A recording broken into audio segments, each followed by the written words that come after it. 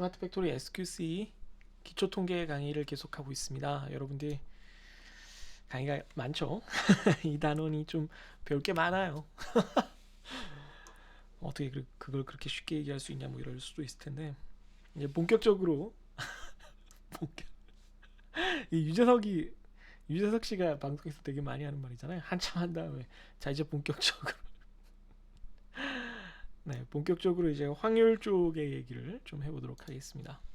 강의 자료 보시면 확률의 개념이 있고 뭐 이산 확률 분포, 연소 확률 분포가 있는데 그 확률의 개념은 뭐 여러분들이 다 고등학교에서도 좀 배우고 또 기초 통계나 이런 데서 배웠던 거기 때문에 뭐 복잡하게 설명하고 넘어가지는 않을 거예요. 독립 사건의 계산과 비독립 사건의 계산 이런 것들을 여러분들이 알아두었으면 예전에 배웠겠지만 네, 그 나중에 이제 뭐 할 때 필요하냐면 저기 품질 검사할 때 샘플링 할 때 2차 샘플링 하거나 이러면 이제 확률적으로 이게 어떻게 되는지를 계산할 때 이 두 가지 차이가 좀 필요해요. 그래서 이제 적어 놓은 건데 그 외의 파트에서는 당장 쓰이지 않기 때문에 그 파트에 가서 아마 제가 다시 한번 설명할 일이 있을 것 같기도 하고 여기서는 그냥 간단하게 언급만 하고 지나가겠습니다. 독립 사건일 경우에는 A라는 사건과 B라는 사건이 동시에 일어날 확률. 내가 오늘 소개팅에 나가는데 그 남자가 키도 크고 센스도 좋다. 이 두 가지를 동시에 갖출 확률. 근데 이 두 가지는 서로 독립적이 아니에요. 뭐 예를 들면은 키가 큰데 달리기를 잘한다 이러면 두 가지가 관계가 있죠. 그건 비독립 사건일 거고. 근데 키가 큰데 센스도 좋다. 이건 뭐 꼭 관련이 있어야 되는 게 아니니까 그럴 확률은 키가 클 확률과 센스가 있을 확률 두 개를 그냥 곱한 것이 되겠다. 이렇게 되겠죠. 비독립 사건일 경우에는 두 가지가 조금 관련이 있어 보인다. 그러면은 뭐 키가 큰데 이 사람이 그 모쏠이었으면 좋겠다. 그러면은 뭐 꼭 그렇진 않지만 보통 키가 크면 그래도 연애를 했을 가능성이 조금 높으니까 네, 키가 큰 모쏠은 키가 작은 모쏠보단 많겠지 뭐. 키가 작은 학생 너무 슬퍼하지 말고 나도 키가 작아. 그러니까 네. 그 두 가지는 이제 관련이 조금 있을 수 있으니까 그럴 때는 네, 모쏠일 확률과 키가 모쏠인데 키가 클 확률 이 두 가지 조건부 확률을 이용을 해서 한꺼번에 고려를 해줘야지 비독립 사건 두 가지의 결합 확률을 구할 수가 있습니다.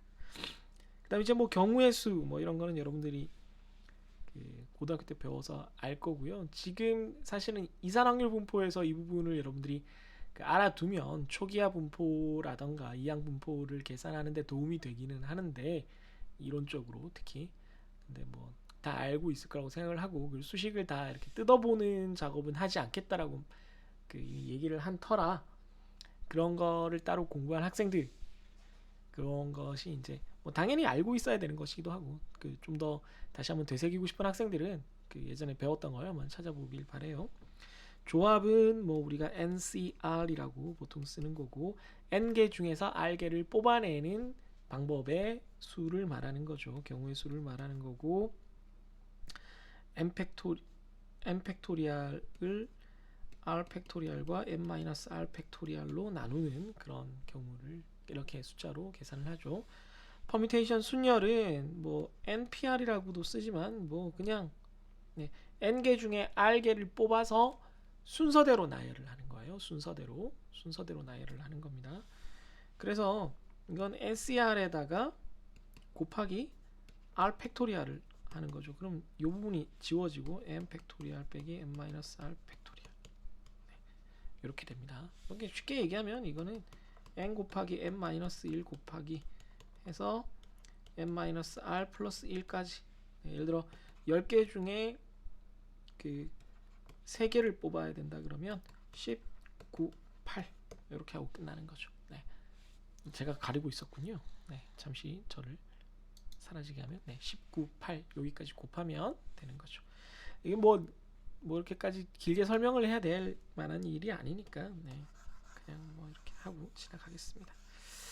자, 그리고 이산과 연속 확률 분포를 봤을 때 우리가 좀 잘 알아두어야 할 것이 이 부분을 설명을 드리려고 굳이 강의 자료로 돌아온 거거든요. 뭐 요 다음 이제 이산 확률 분포를 본격적으로 이제 비교하는 작업도 합니다만은 이산 사건은 각각의 이벤트, 어떤 사건, 그러니까 확률이 부여될 수 있는 최소 단위가 한 덩어리씩 돼 있어요. 아주 큰 덩어리로 돼 있어서 그 확률을 계산하는 것이 의미가 있어요. 예를 들면 이산 사건의 대표적인 게 주사위죠.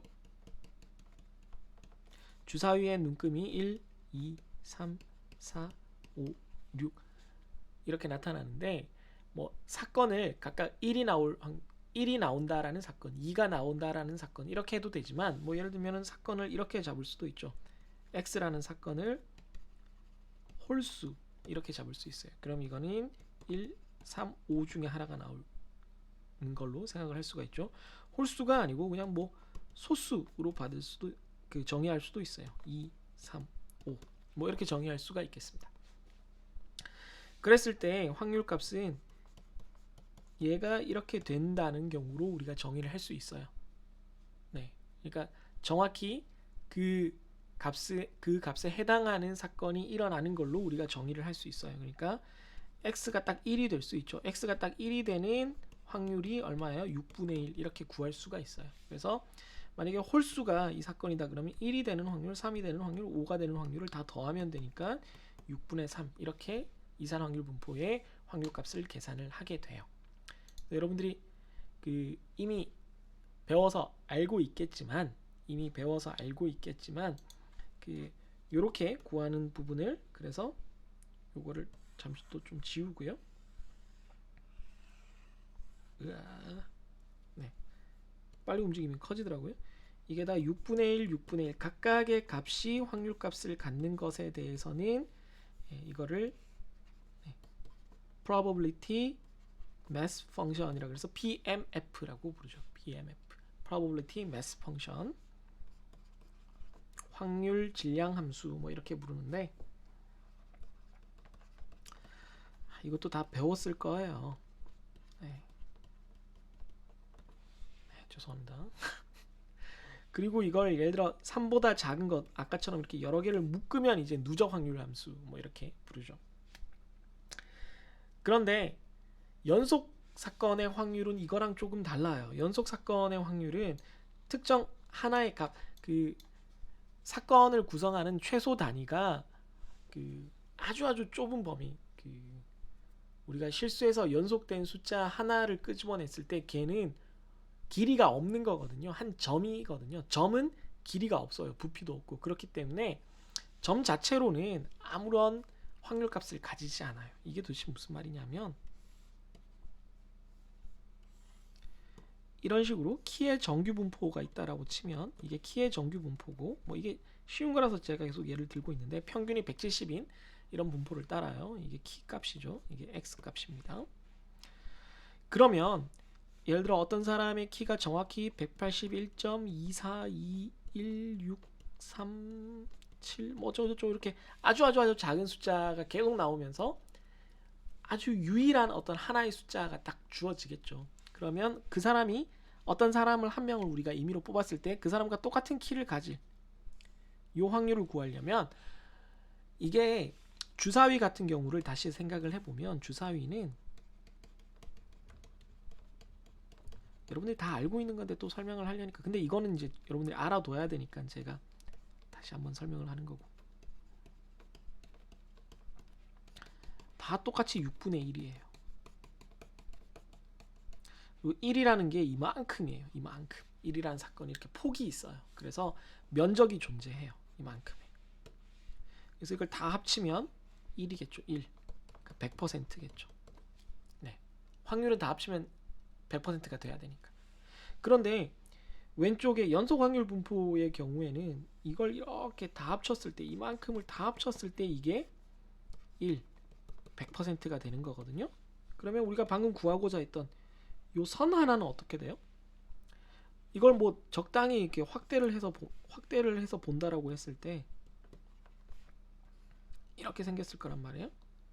그러면 이게 직사각형이라고 치고 밑변 곱하기 높이를 하면은 면적이 나오는데 밑변이 0이에요. 점은 길이가 없어요. 그래서 높이가 얼마나 있다 하더라도 높이의 값은 우리가 알 수 있지만 이 높이를 우리가 PDF 값으로 하거든요. 그러니까 확률 밀도 함수라고 부르죠. 그러니까 요 지금 초록색 곡선이 전부 다 확률 밀도 함수예요. 그러니까 확률 값은 하나의 값에 대해서는 존재하지 않아요. 그럼 어떻게 해야 되냐? 이렇게 범위가 있어야 돼요. 범위가. 어디에서 어디까지 이렇게 정의가 되는 경우에만 x가 얼마보다 크고 얼마보다 작다 이런 식으로 정의가 되는 경우에만 우리가 확률 값을 구할 수 있어요. 이게 면적이 생겨야지만 구할 수 있어요.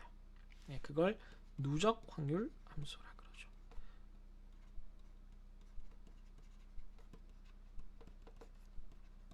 네, 이거 정확히 말하면 x가 마이너스 무한대에서부터 특정 값까지의 영역을 이렇게 다 적분한 값을 누적 확률 함수 CDF Cumulative Density Function, Cumulative Distribution Function이라고 부릅니다.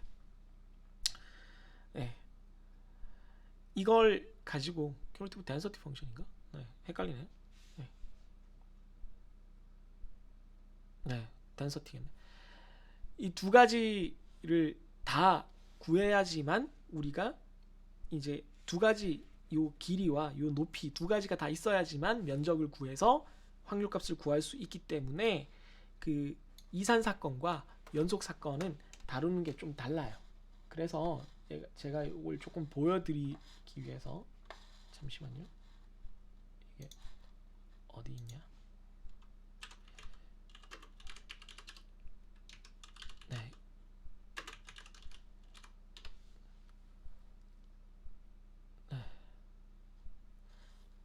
지오지브라를 잠시 켜고 있는데 죄송합니다. 네. 요 다음 페이지까지 설명을 하고 죄송합니다. 다음 페이지까지 설명을 하고 제가 설명을 드릴게요.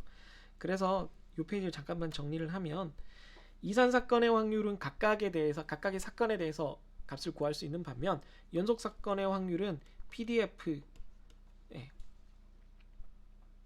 PDF로는 그 확률값이 변하는 정도만 알 수가 있고 CDF Cumulative Density Distribution Function을 가지고 있어야 Probability Density Function으로는 이 값의 변화만 기울기만 구할 수 있고 이 CDF 형태로 표현된 그러니까 누적값을 구할 수 있어야지만 확률값을 가질 수 있는 거예요. 그러니까 우리가 일반적으로 아는 정규 분포의 그 아까 그린 종 모양의 이런 형태는 다 PDF고 여기서 이렇게 면적을 구해야지만 확률이 된다. 그러니까 범위가 있어야지만 확률 값을 구할 수 있다.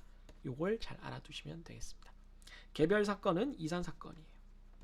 자, 그럼 여기서 마지막으로 한 가지만 더. 그러면 앞에서 우리가 자료가 두 가지가 있었어요. 개수형과 계량형이 있었거든요. 각각 어디에 해당을 하겠습니까? 그렇죠? 이산 사건은 개수형이고요. 연속 사건이 바로 계량형에 해당을 합니다. 그래서 이산 확률 분포는 개수형에 적용이 되고 연속 확률 분포는 계량형에 적용이 됩니다.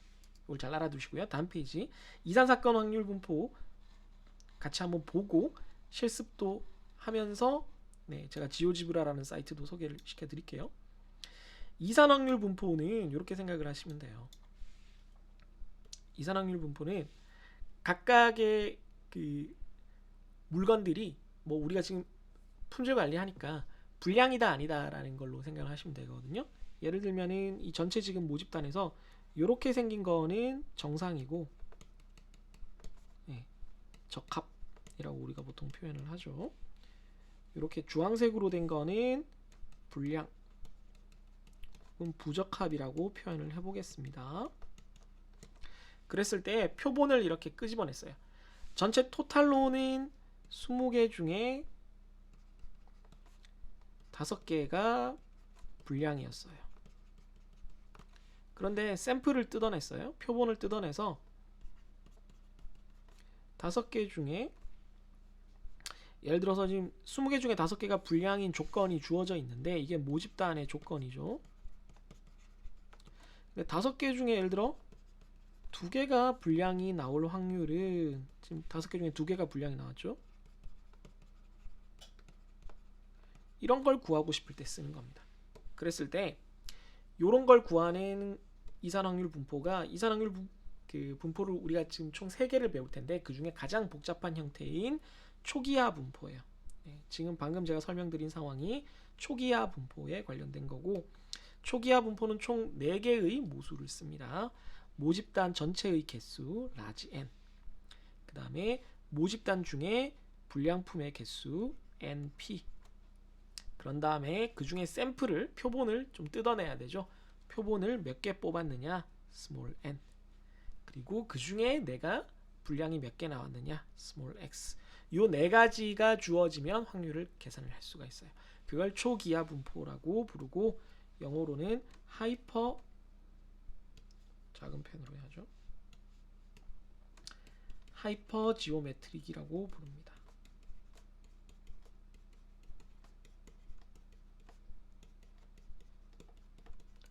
하이퍼 지오메트릭 디스트리뷰션 이렇게 불러요. 그래서 얘는 특징이 그 모집단이 20개가 있는데 그 중에 5개를 내가 뽑는 거예요. 5개를 뽑는데 하나씩 뽑을 때마다 만약에 하나를 첫 번째 걸 뽑았는데 불량품이 나왔다 그러면 그 다음은 불량품이 몇 개 남은 거예요? 4개 남았죠. 5개가 총 불량품이 있었는데 내가 하나를 뽑았는데 불량이 나왔으니까 불량이 하나 줄어들었어요. 그래서 그렇게 하는 거를 비복원 추출이라고 해요. 비복원 추출. 반대로 하나를 뽑았는데 불량 나왔네? 다시 집어넣어. 이러면은 이건 복원 추출이죠. 그건 다음에 배울 이항 분포에 관련된 거고, 초기화 분포는 비복원 추출이에요. 그리고 이거는 비독립 사건, 종속 사건. 그러니까 앞에서 불량을 뽑았느냐 안 뽑았느냐가 뒤에 영향을 미쳐요. 따라서 불량품이 총 예를 들어 모집단이 5개 있었다 그러면 샘플 크기가 아무리 커져도 불량이 5개 이상은 절대 나올 수가 없는 거죠. 왜? 그 안에서만 뽑는 거니까. 그러니까 모집단의 개수가 중요해요. 그렇기 때문에 모집단의 개수와 모집단 안의 불량품의 개수가 의미가 있습니다. 그게 바로 비독립 사건, 종속 사건을 다루는 초기화 분포예요. 이걸로 불량품의 확률을 구할 수가 있어요.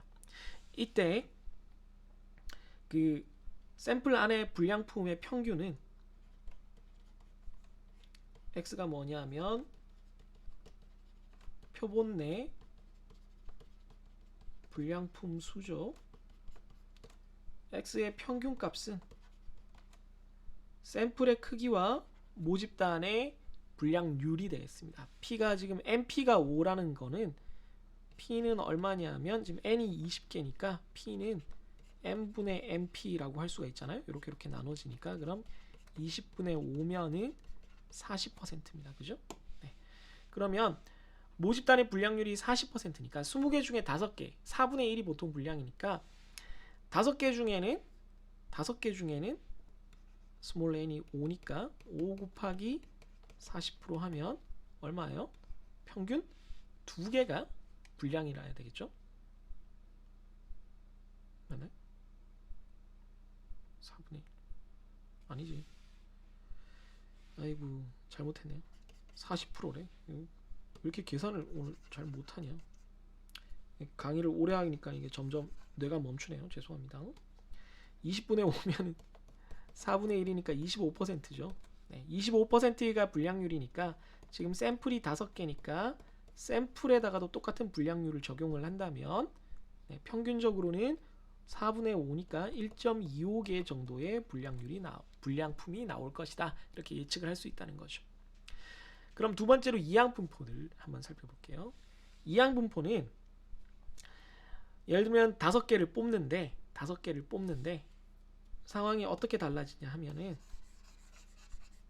얘에 대한 설명을 해보면은 한 개가 불량일 확률은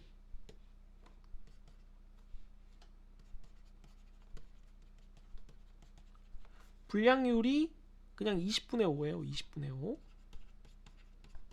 네. 25%라는 거죠. 25%인데 그냥 5개를 뽑으면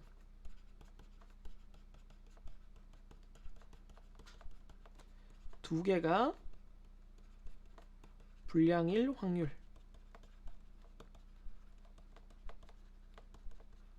네, 여기서 이제 벌써 넘어왔을 때 느껴지는 것이 여기는 모집단에 대한 얘기가 없어요.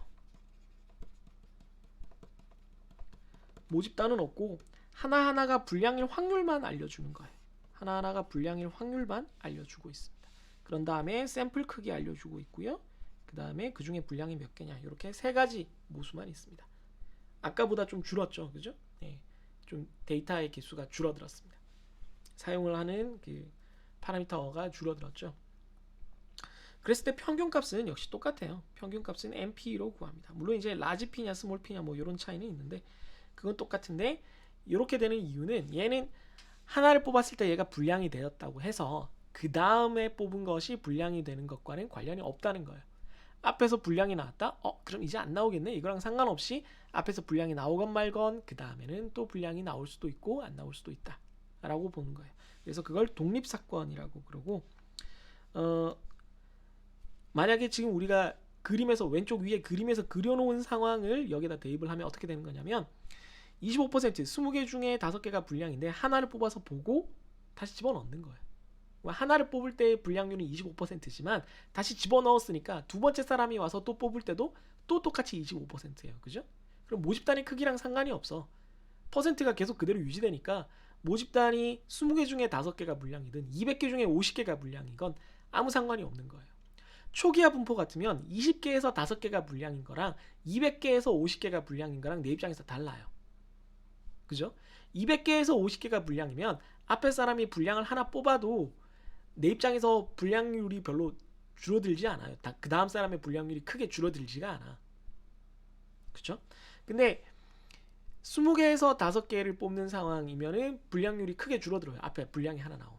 이항분포에서는 어차피 뽑았다가 다시 집어넣을 거기 때문에 20개에서 5개건 200개에서 50개건 불량률이 25%라는 사실은 전혀 변함이 없습니다. 똑같은 불량률을 늘 적용을 받게 돼요.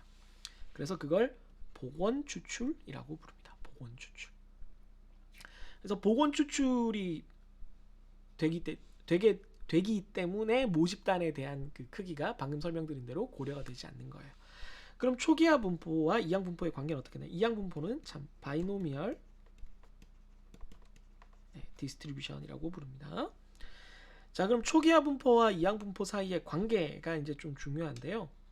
초기화 분포와 이항 분포는 어떤 관계가 있느냐면 방금 살펴봤듯이 초기화 분포와 이항 분포는 모집단의 영향력이 사라져야 되는 거거든요.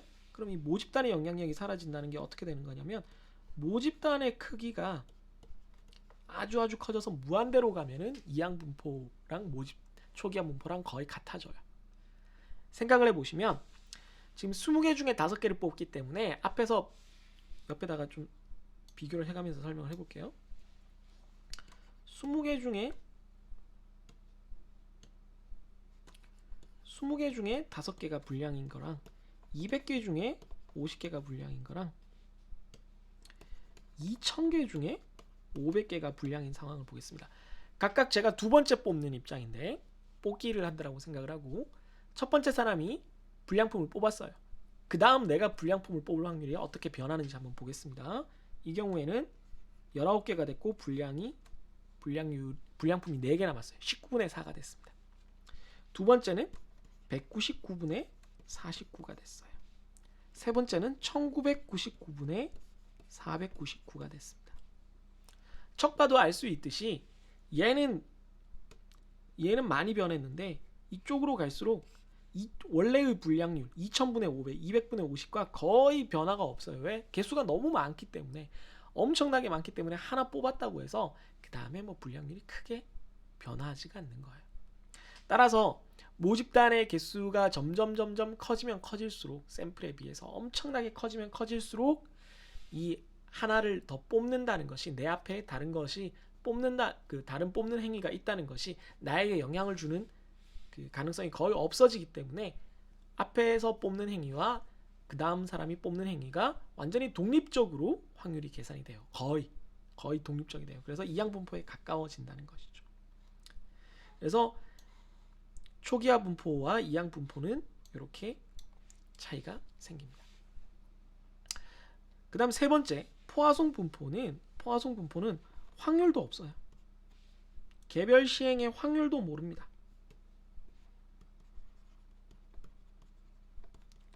다만 뭐만 있냐면 평균만 있어요. 평균. 그래서 포화송 분포로 이 사건을 서술을 하려면 이렇게 해야 됩니다. 포화송 분포는 사실 그렇게 많이 쓰지는 않는데 아니네요. 쓰네요. 죄송합니다. 이번 학기에 쓰냐 안 쓰냐를 고민하고 있었는데 네, 강의 자료 제가 만들어 놓은 범위에 쓰네요.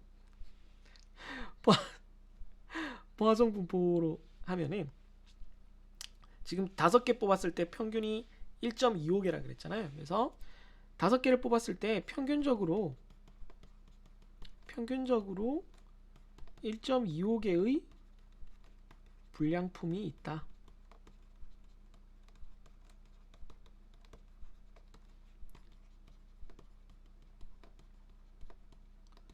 불량품이 2개가 될 확률은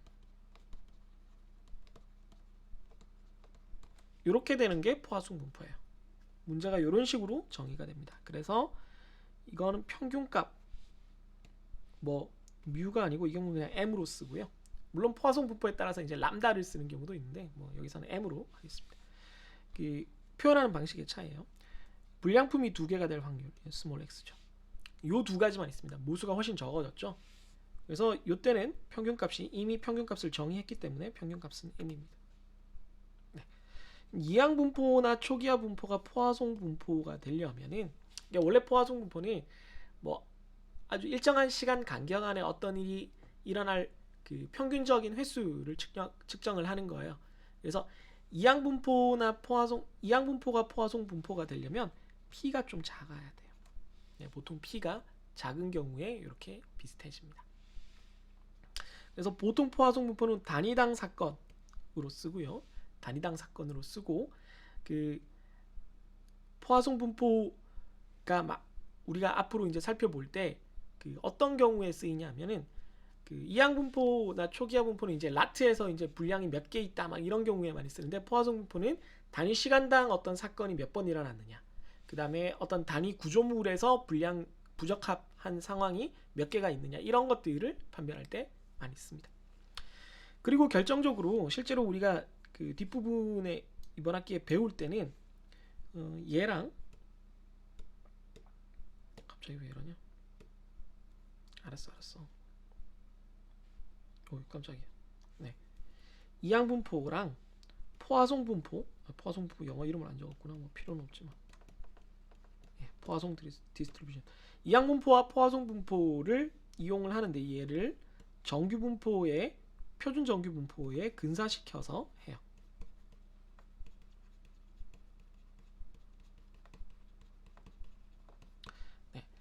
이 둘 다 표준 정규 분포의 근사가 되거든요. 그거에 대해서는 뭐 나중에 설명을 드리겠지만 이항 분포의 그 분산이 mp의 1-p가 되고요. 포화송 분포의 분산이 m의 제곱이 됩니다. 아, m이구나. m이 됩니다. 네. 그래서 요걸 가지고 우리가 그 표준 정규 분포의 근사를 시켜서 그 값들을 바탕으로 우리가 얘들을 다른 이제 그 관리도 같은 걸 그릴 때 그 연속 확률 분포를 기반으로 성립이 되어 있는 가설 검정이라는 것들이 다 연속 확률 분포를 기반으로 하고 우리가 배우기 때문에 연속 확률 분포를 기반으로 해서 만들어진 그 테크닉을 이산확률 분포에도 적용을 시킬 수 있게 됩니다. 근데 또 샘플링 이런 쪽 가면은 다 이산확률 분포를 또 기반으로 하고 있기 때문에 특히 개수형에서는 이산확률 분포를 알기는 알아야겠죠. 그러면 시간이 좀 길어졌으니까 네. 이산확률 분포에 대한 실습을 잠시 후에 다음 동영상에서 하도록 할게요. 네, 그러면 시간이 생각보다 좀 길어졌습니다.